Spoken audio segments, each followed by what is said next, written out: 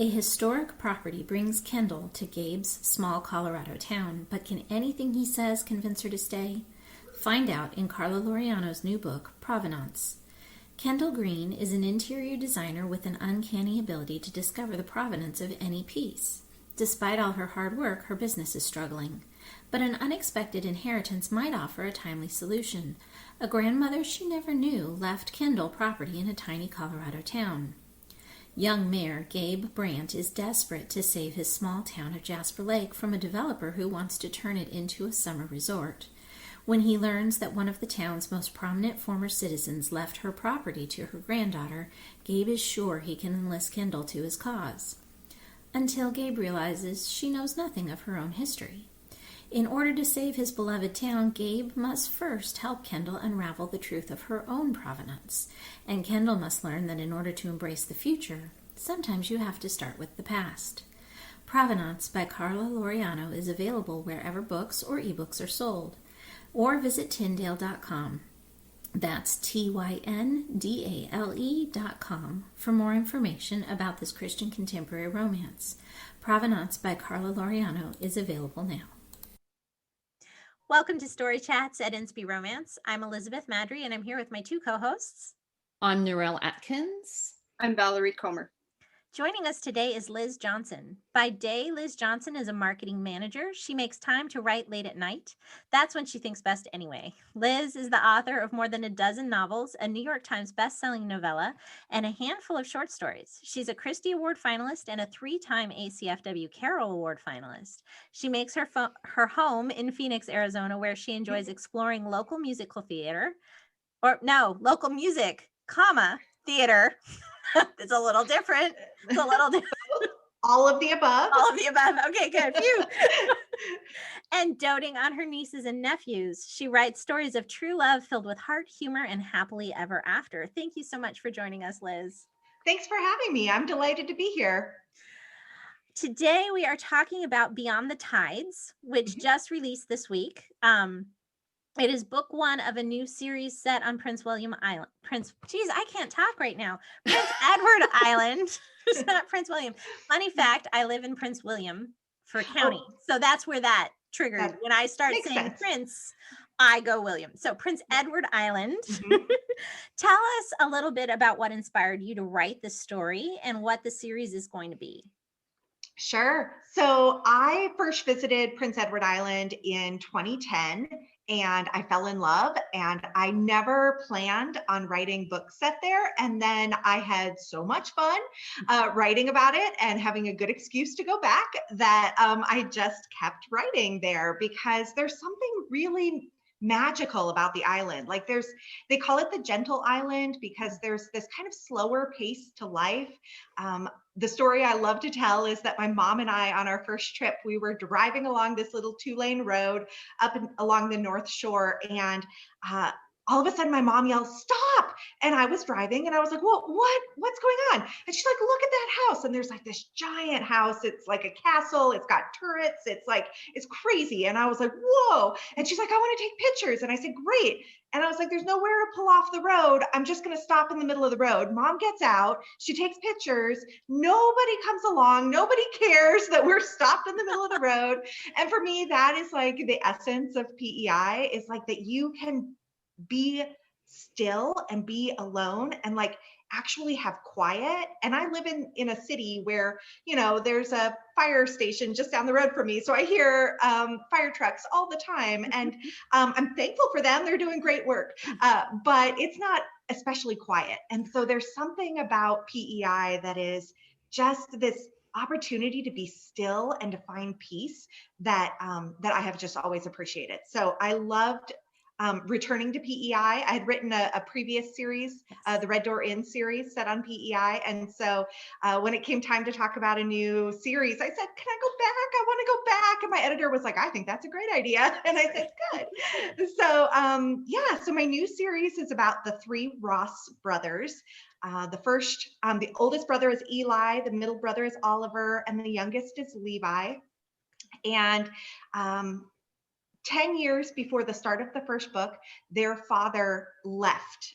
He left their family. He turned his back on everything that he knew. He stole from his employer. He just left in a mess, and he left a mess behind him. He left a lot of debt. He left a lot of pain and anger.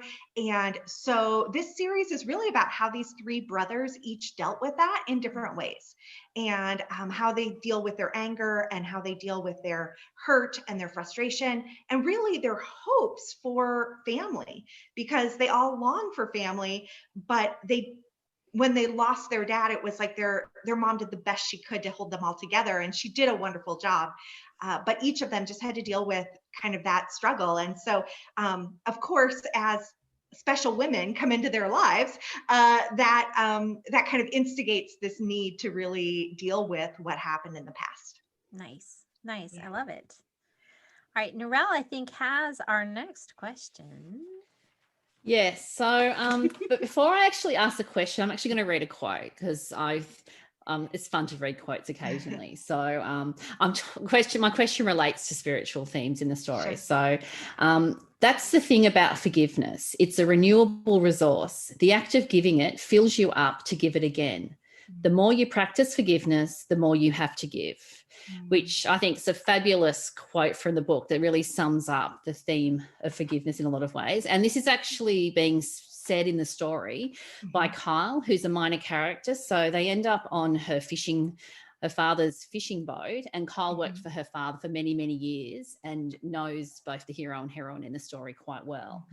And so probably in the story, both Meg and Oliver, they really struggle with forgiveness and letting go of grudges. So my question is, can you expand on the forgiveness theme in the story without giving away too many spoilers? Sure. Sure. Yeah. I mean, I think it's fair to say that Meg is a world champion grudge holder. She has. I can get that impression. Yeah. She's been hanging on to hurt feelings for 10 years. And, I know that, as someone who believes what the Bible says, that that's not healthy and it's not good. But I think it's something that a lot of us struggle with. And it is not necessarily something that I personally struggle with. I tend to be that person who's like immediately apologizing. I'm much more an Oliver. I'm much more like, let's make peace. Let's solve this. I don't want there to be hurt feelings between us. But I know a lot of people and have people in my life who I love dearly that is hard for them to apologize and to offer forgiveness when they've been hurt. And so I know that it's something that even believers struggle with. And so for me, it just felt like a really real theme that people really deal with. And so I wanted to make Meg realistic in that, and not just have her be, oh, it's no problem that you ruined a science fair project that was going to win me this scholarship and give me an opportunity to pursue my dream of going to an Ivy League school, and all of these things that she had in mind for her life. And but ultimately, I think that there are usually layers to forgiveness in terms of layers to hurt. It wasn't this one thing that hurt her. That was the thing she could kind of cling to and identify. This is the way that you hurt me. But throughout the story, she also comes to realize that there are other things going on in her life that are so painful that she doesn't know how to deal with them. So she keeps going back to this thing that is easier for her to hold on to. And ultimately, I just wanted to tell a story about, that said that it's possible to get past grudges, that forgiveness is the better choice, that it does free us, that oftentimes we are, I've heard it said that forgiveness is the thing that frees us from the prison that we're in. And we're the ones in the prison, not the person that we can't forgive. And so I just really wanted to, I wanted to tell that story of forgiveness, that it is worth it. And that ultimately, digging into what is really the source of your pain is probably, and dealing with that is going to help you deal with feelings of unforgiveness too. Yeah, I really loved how, and I think you've really drawn it out, how it's like an onion. You're taking off the layers. So as you move through the story, we start off with something that can feel a bit superficial at the beginning, but once you keep reading and keep reading, you just see, wow, there's just so much beneath the surface. Like an iceberg you see above the ocean, but there's all this stuff underneath. And it was very much, like that. Yeah, that's a great analogy. Mm-hmm. Valerie, you're up. There's no transition over to me. So I was really interested in the mentorship aspect. Meg's parents know how Meg feels about Oliver, and yet both of them have reached out to Oliver and his family, and her dad in particular had hired Oliver to work on his lobster boat, which I don't know if we've really clarified that that's the setting, that they're in competition for her dad's business as a lobster fisherman. You fish for lobster? Anyway, they're not fish. Let me think this one. So Oliver has worked for Meg's dad for a while. I don't remember for exactly how long, but long enough to understand the business. Definitely not just like last week. Right, like 6 or 7 years, I think. Yeah. And so her dad offers Oliver generous terms for buying out this lobster business. I'm just really curious about how mentorship, like, have you experienced that kind of a grand mentorship, or what was the background or the trigger for that type of relationship? Wow. It's I can't put my finger on one person in my life who has mentored me in that same way. Right. But I can think of a lot of examples of people who saw in me more than I saw in myself. And I think that that's true of Oliver. Walt Whitaker, Meg's dad, sees in Oliver so much potential, and he wants to invest in that. And I just think about like all the times through my writing career where people have invested in me when I didn't feel like I had anything to offer. And I mean, in some ways it's my parents. When I had just graduated from college and I had a degree in public relations, and I was trying to find a job, and I got my first job in marketing, and it was going fine. But my mom knew that I wanted to be a writer, and her brother told her about this writing course. Jerry Jenkins owned the Christian Writers Guild, and for a time they had a 2-year correspondence course. And my mom said, if you want to take that course, your dad and I will pay for it for you. Oh. And I was like, I can't ask you to do that. And she said, I see in you a desire to pursue this. If you want to do this, we'll invest in you. And it was the most like generous moment of my life, where it was like, at the time, my parents had just put 3 kids through college. And I was like, what are you thinking? Like, I'm not sure I'm worth this. I'm not that good of a writer. And yet my mom saw in me a desire and potential, and wanting to get better at my craft. And so she helped me find a way to hone those skills and to grow as a writer. And, and here we are, gosh, I took that course back in 2003, 2004. And so, here we are 17, 18 years later, and God has clearly used that. So I think really when I looked at Oliver and Walt Whitaker, I just said, like, what does he see that no one else can see? What does Walt see that no one else can see in Oliver? And I think that that's a really special gift. I've had a lot of people in my life who have just spoken truth over me, and just my best friend is especially good at this. And she will just pull me to the side and say, I just want to speak this over you. And I'm like, I don't feel worthy. I don't feel good enough for that. But the thing is that God is using us, whether we feel it or not, whether we feel like we're worthy of being used or not. And so for me, I think that was really a big part of this story, was to see potential in somebody who nobody else does. And and it's been a joy of my life to get to be a mentor to some up and coming writers. And I don't like to use that label because I feel like I'm not there yet. I'm not good enough to be the mentor.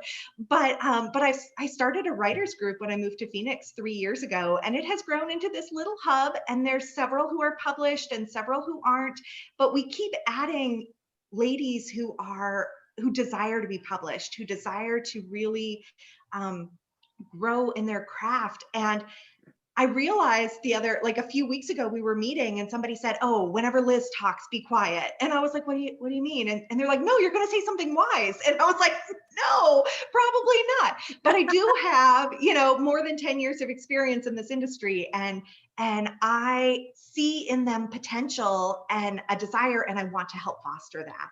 And so I think that that's a real joy, is that mentorship relationship, even if it's not like classified as mentorship, like how you speak into others' lives can make a world of difference. And showing that you believe in them, I think really helps them believe in themselves. And I sure know that, like, when my parents did that for me, back in 2003, that set me on the road to publishing my first book. So here you are. Yeah. And Beyond the Tides is book number 20. So, it's like, here we are 20 books later, and I can look back on that single event and say, thanks, Mom. Like, it made a world of difference for me. And you said that she went with you to Prince Edward Island as well, right? Yes. So I had told my mom. So my mom got me hooked on Anne of Green Gables when I was a kid, as moms do. Yeah. And I watched the movies just all the time when I was a kid, from the time I was 12 on, probably. And but I had never read the books. And then I went to college, and where I worked in Orlando for a semester. I was going to school in Arizona, so there was no one nearby, and I was really lonely. And so I called my mom, "Would you send me some books?" And she said, "Well, what do you want?" And I said, "Anything, just send me some books." She sent me her cherished Anne of Green Gables collection. And it had been like sitting on her bedside for entire childhood. And so I read those all by myself. I was working at Walt Disney World, and it was like lifeline, this friend that I needed in those, like, in a really lonely time in my life. And so anyway, so I told Mom, when I sold my first book, I would take her to Prince Edward Island to celebrate. And she laughed at me. And I'm not sure if it's because she didn't think I would spend my money on her, or if it's because she didn't think I was going to get published. But either way, I did get published, and I did take her, and we had a wonderful time, and it's inspired all these other books. Neat. Yeah. Will we see people from the Red Door Inn series in the Beyond the, what is the series name for Beyond the Tides? Series? Yeah, it's Prince Edward Island Shores. Is the new series. And I was hoping to include some in the first book, but it didn't work out. So you won't see anybody familiar in the first book. But if all goes as planned, I am currently writing the second book, and some of our dear friends, including the Red Door Inn, have shown up. And so I'm super excited to return there and to check in with just a few of our favorite characters. And of course, we won't dive into what's going on in their lives, but it is sure fun to find, little kids running around the inn and, things like that. So, Excellent. Yeah. Very good. All right. So, did you two have other questions that were not on our script? Because if not, we're going to move into the this or that portion of the evening, which is always fun. I'm done. All right. I mean, that sounds terrible, but you're ready for this or that. Yes. There we go. All right. So for this or that, Liz, all you have to do is just answer your choice. Okay. You may expound upon your answer if you like to, but don't think too hard. We want like a gut response. Okay. All right. And there shouldn't be anything scary, but I Oh. haven't vetted anyone's questions. So I'm not actually promising, but I know these ladies well enough to think that there's probably nothing scary. Okay. So All right. Narelle, do you want to go first? I'll go first. Okay. So lobster or oysters? Oh, neither. That's not the right answer. No, I know, right? I am like the oddball out who I don't eat a lot of seafood, and I've tried lobster and I thought I would love it, and I did not. But it probably goes back to the fact that I had been out lobster fishing that day and I had held a live lobster. And then when I sat down at dinner and his cousin is like staring me in the eyes, I couldn't do it. I just couldn't do it. So I'm probably neither. Sorry. Well, I'm both. So there you go. You've got it covered. That's outstanding. All right, Valerie. Are you more likely to read a cowboy or a billionaire? Ooh, a cowboy. Thank you. Oh, darn cowboys. I mean, not that there was a wrong answer. Yeah. I mean, yeah, I know that there's an audience for both, but me personally, I don't need somebody who is drowning in money. I want somebody with a lot of heart. And I find that cowboys have a lot of heart, and they tend to be gentlemen, and I always like the gentlemen. There you go. Gentlemen who smell like horses. But you don't smell it in the story. We've already had this conversation. You smell book pages or Kindle. I'm the resident not cowboy girl, in case you wonder. I was picking up on that. Yeah. All right. So mine is Gilbert Blythe or Mr. Darcy. Oh, Gilbert Blythe. Mm-hmm. Yeah. I mean, I totally understand Mr. Darcy's appeal, and I love Pride and Prejudice. But I also recognize that Anne of Green Gables is not a romance. And so Gilbert isn't as fleshed out as maybe Mr. Darcy or other romantic heroes. So a lot of people don't like Gilbert Blythe, but he is the most loyal, and he's smart. He's so smart, but he doesn't have to be smart by putting Anne down. Like, he's smart and builds her up, and he's so loyal. He's so, yeah. Oh, he's dreamy. Dreamy. I would say that of the Anne series, because my favorite in the series is Anne of Windy Poplars, and he is absolutely a romantic figure in that. I mean, they're already engaged at that point, but I do see him as a romantic figure in Windy Poplars. Yeah, in the later books. You're right. You're right. Mm-hmm. But that's what's so fun about it, the whole Anne series, is you actually see the relationship from when they're really young all the way through to their children. So you get the whole sort of life cycle in the series, which is so fun. Mm-hmm. Mm-hmm. I just thought of a question we should have asked. Ask. So the whole, all these books, 4 and a novella, I believe, set in Prince Edward Island, and there is not a single mention of Anne of Green Gables. Oh, sure there is. Or is there? Oh, there is. Yeah. Yeah. So in the Red Door Inn, Marie, who's the main character, she escapes her terrible past in Boston, and she brings her copy of Anne of Green Gables with her. And that's why she wanted to go to PEI, is because she grew up reading this book. And then later, when she's decorating the inn, they have a Lucy Maud Montgomery suite where where they have quotes and they have like old copies of the book. I love like a good cloth cover, hardback of, one of the classics. And to find a first edition is like ridiculously expensive, circa 1908 or whenever it came out. But I think that, so anyway, so I definitely have mentioned Anne, and I'm trying to remember if there's a mention in the new book. I think maybe not. I don't. But I don't remember. There will be in the second book. Mm-hmm. Okay, because I thought I heard from you or from someone that the Lucy Maud Montgomery establishment wouldn't allow people to use her characters or her fiction. Yes. That is true. That is true. So I can reference the book as a fact, as, because titles aren't copyrighted. And so I can reference it as this is true. There is a book out there called Anne of Green Gables. There is a redheaded orphan that everybody loves, and she's precocious and all this. And so I can reference that. What I can't do is initially I had worked on, before I wrote The Red Door Inn, I wrote a different story that was also set on PEI that had more inner, anyway, it was called, the book was called Searching for Green Gables, and they would not let me use that. So, but as it turned out, no publishers wanted to publish that book. So, so then The Red Door Inn came around, and that worked. Excellent. Yeah. Excellent.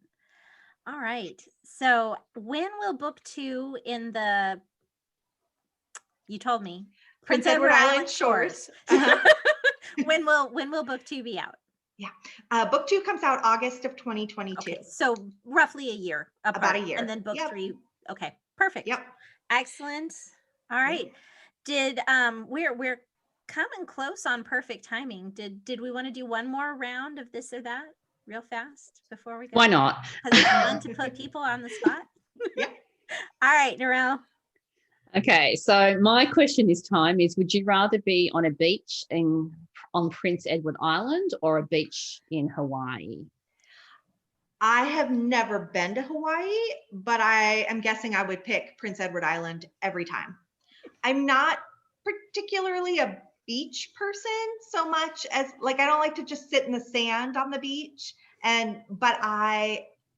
but PEI has all these beautiful hiking beaches where you can walk and you can explore, and they're just stunning. So yeah. Oh, and the red rocks on PEI, the views are so varied. It's you'll have sand and you'll have red sand over here and rippled red sand, and then you've got these big giant red rocks over here, and there's just a lot of variety to the beach and the shoreline there. So I would pick PEI. Yeah, it's like hot beach or cold beach. Yeah. Yeah. A lot of variety, but all of it's red. Got it. Yeah. Well, there's a couple white beaches too. All right, Valerie, do you have another? I do. Are you more likely to write a best friend sibling or falling for the nanny? Oh, best friend sibling. That is my favorite trope. Hands down, one of my absolute favorite tropes is falling for your older brother's best friend. Yeah.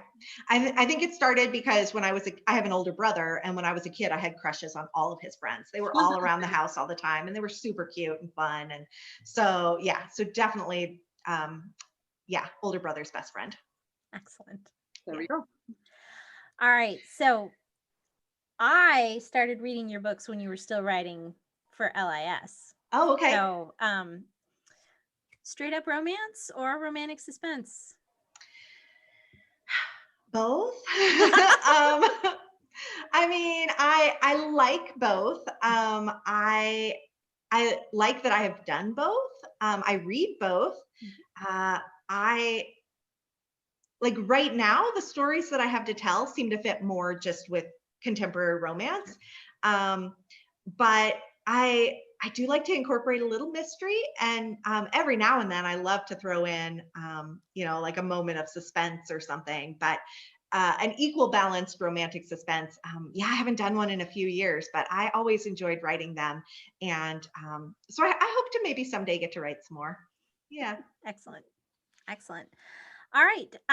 Thank you for this, for coming and for hanging out with us and having a chat. And we all enjoyed your book. We all got to read it, which was lovely. Oh, so wonderful. Thank you to your publisher for that, because that was lovely of them. Thank you. Yes, Revell is wonderful. Can you tell everyone where they can find you in your books and stay on top of news and all of that? Sure. Yeah. So my website is generally up to date, and that's at lizjohnsonbooks.com. I have a newsletter that I send out, and you can sign up for that on my website, lizjohnsonbooks.com.